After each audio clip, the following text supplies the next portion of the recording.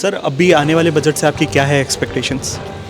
मेरी एक्सपेक्टेशन ये है कि सैलरीड क्लास को, मिडिल क्लास को टैक्स में छूट मिलनी चाहिए। उम्मीद है कि इस बार उनको कुछ राहत मिल सकती है टैक्स डिडक्शन के मसले पर। सबसे पहले तो मैं वित्त मंत्री जी से रिक्वेस्ट करूँगी कि बेरोज़गारी पे काम होना चाहिए। यार देखो, वर्किंग वीमेन के तौर पर मुझे लगता है सबसे पहले तो ना सरकार को महंगाई पर काम करना चाहिए। मैं एंटरप्रेन्योर्स के पर्सपेक्टिव से बात करूं तो सबसे पहले तो गवर्नमेंट को एंजल टैक्स हटाना चाहिए। 23 जुलाई 2024 को फाइनेंस मिनिस्टर फिर से बजट पेश करेंगी। आइए जानते हैं लोगों से क्या है एक्सपेक्टेशंस उनकी इस बजट को लेकर के। सर अभी आने वाले बजट से आपकी क्या है एक्सपेक्टेशंस? मेरी एक्सपेक्टेशन ये है कि सैलरीड क्लास को, मिडिल क्लास को टैक्स में छूट मिलनी चाहिए।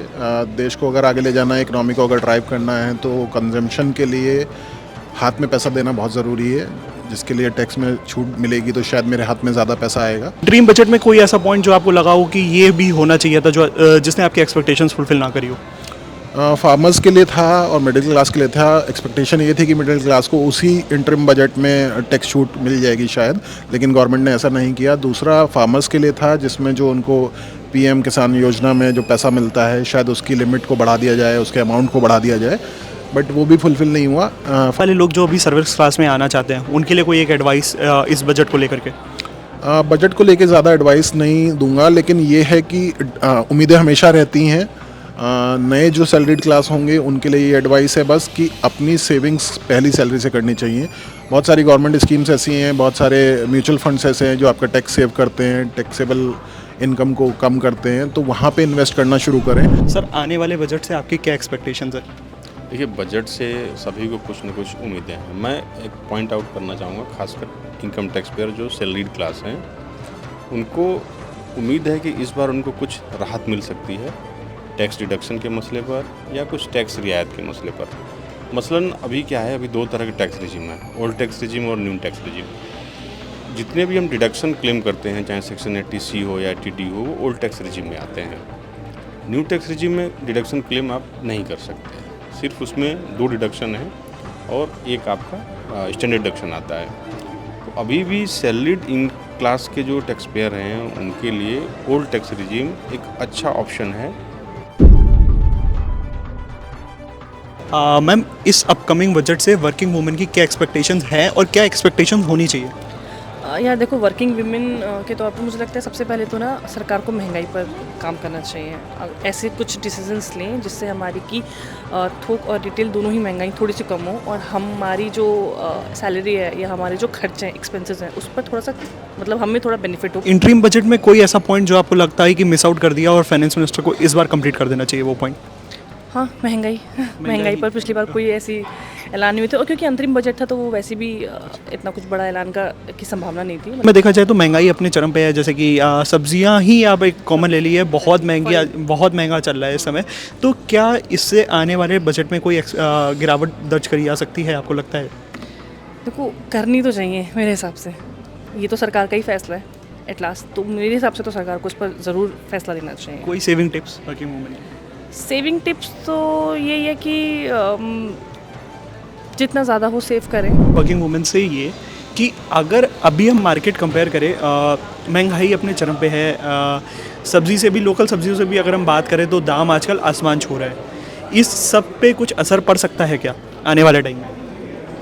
आई वोंट से कि जो फूड इन्फ्लेशन है वहाँ पे गवर्नमेंट ऐसा कुछ अनाउंस कर सकती है। वो फूड इन्फ्लेशन बहुत सारी चीज़ों पे डिपेंड करता है, तो आई डोंट थिंक कि फूड इन्फ्लेशन को लेके गवर्नमेंट कुछ ऐसा अनाउंस कर सकती है, क्योंकि वो मॉनसून और बहुत सारे दूसरे फैक्टर्स हैं वहाँ पे इन्वॉल्व है। मेरा एक क्वेश्चन था वर्किंग वुमेन से ये कि अगर अभी हम मार्केट कंपेयर करें, महंगाई अपने चरम पे है, सब्जी से भी, लोकल सब्जियों से भी अगर हम बात करें तो दाम आजकल आसमान छू रहा है। इस सब पे कुछ असर पड़ सकता है क्या आने वाले टाइम में? आई वोंट से कि जो फूड इन्फ्लेशन है वहाँ पे गवर्नमेंट ऐसा कुछ अनाउंस कर सकती है। वो फूड इन्फ्लेशन बहुत सारी चीज़ों पे डिपेंड करता है, तो आई डोंट थिंक कि फूड इन्फ्लेशन को लेके गवर्नमेंट कुछ ऐसा अनाउंस कर सकती है, क्योंकि वो मॉनसून और बहुत सारे दूसरे फैक्टर्स हैं वहाँ पे इन्वॉल्व है। हमारे घर के वर्किंग वुमेन जैसे कि हमारी मदर हो गए, उन सब के लिए अगर कोई आप एक एडवाइस बताना चाहें जो सेविंग के लिए सबसे यूज़फुल हो सकती है, वो क्या होगी?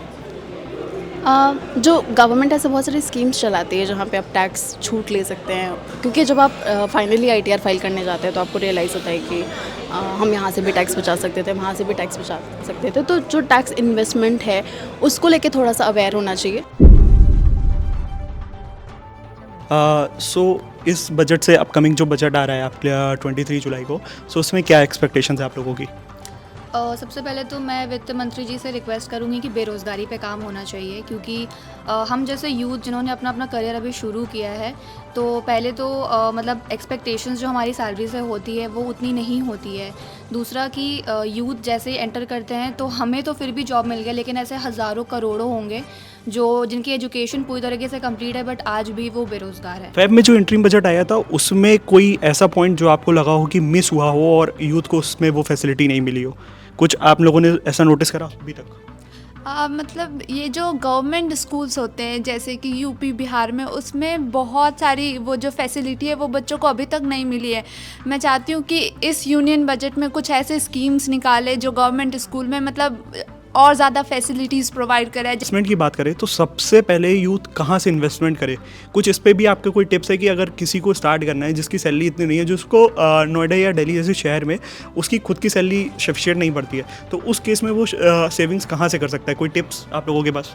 अभी बेसिकली जैसे जो नया यूथ होता है उसकी सैलरी 25 या 30 हज़ार से की रहती है, तो वो स्टार्टिंग में क्या कर सकता है, वो अपनी SIP स्टार्ट कर सकता है पर मंथ। सर आने वाले बजट में आपकी क्या एक्सपेक्टेशंस है? बजट में अगर मैं एंटरप्रेन्योर्स के पर्सपेक्टिव से बात करूं तो सबसे पहले तो गवर्नमेंट को एंजल टैक्स हटाना चाहिए, जिसकी बार बार डिमांड हो रही है स्टार्टअप्स की तरफ से, और इस टैक्स से बहुत उन्हें प्रॉब्लम हो रही है। आप जो देना चाहेंगे एंटरप्रेन्योर्स को? एंटरप्रेन्योर्स के लिए मेरी टिप यही रहेगी कि मैं तो वैसे टिप देने के लिए बहुत छोटा हूँ एंटरप्रेन्योर्स को, लेकिन फिर भी मैं चाहूँगा कि जो भी गवर्नमेंट स्कीम आती है एंटरप्रेन्योर्स से जल्दी पिक करें, जिससे कि उन्हें सब्सिडी का फ़ायदा काफ़ी मिल सकता है। तो आप भी हमें बताइए अपने एक्सपेक्टेशंस अपकमिंग बजट से कमेंट सेक्शन में।